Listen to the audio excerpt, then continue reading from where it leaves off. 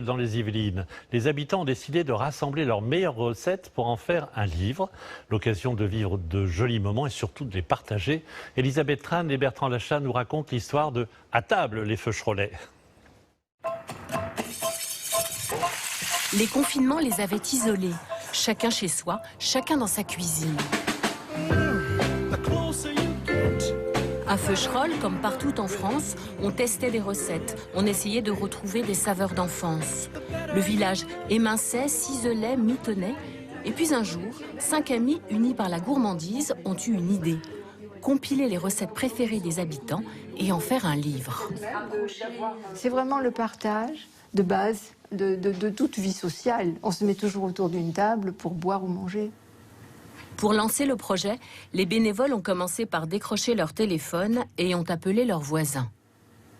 On a dit qu'on voulait de l'humain, on voulait des anecdotes, on voulait des histoires, on voulait des choses, des recettes qui leur tiennent à cœur surtout. Des choses qu'ils avaient envie de transmettre et envie de partager.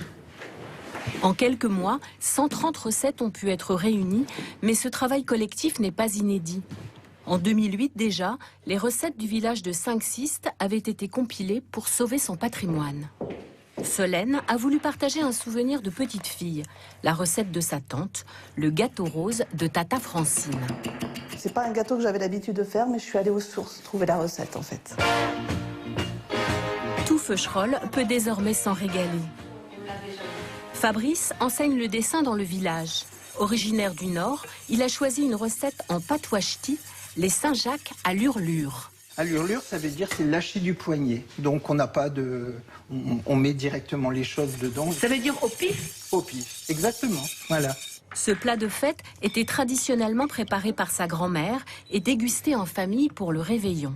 On la regardait, on disait mais elle est où grand-mère ta recette? Et elle dit oh, bah, moi je fais tout à l'hurlure et j'ai jamais mangé des coquilles Saint-Jacques qui avaient le même goût.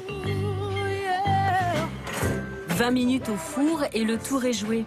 Une recette encore plus savoureuse en version originale. La cuisine est aussi une découverte, un dépaysement d'essence. C'est ce qui a incité Magali à préparer le colombo de poulet de sa Martinique natale. C'est un plat relevé, épicé, qui parle vraiment de la chaleur des Antilles. Ça fait voyager. Ça fait voyager, exactement. Du soleil dans l'assiette et la cuisine du monde accessible à tous. Tous, même les enfants. Les deux écoles ont participé à l'aventure avec une recette simplissime, testée et approuvée par des générations d'élèves. Le gâteau au yaourt, un goûter culte. Moi, j'adore parce que là, il est croustillant.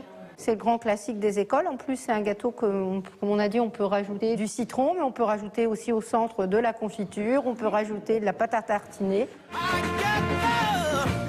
Toutes les variantes sont les bienvenues pour le gâteau au yaourt comme pour le reste, car une recette réussie se reconnaît surtout à la convivialité qu'elle dégage. C'est la magie d'une bonne table entre voisins devenus des amis par la grâce d'un petit livre. Super idée ce livre. La Riviera italienne maintenant. Elle offre un vrai dépaysement au milieu des jardins qui fleurissent de Menton à San Remo. On peut admirer des milliers de plantes et de fleurs du monde entier. La région est d'ailleurs classée au patrimoine de l'UNESCO.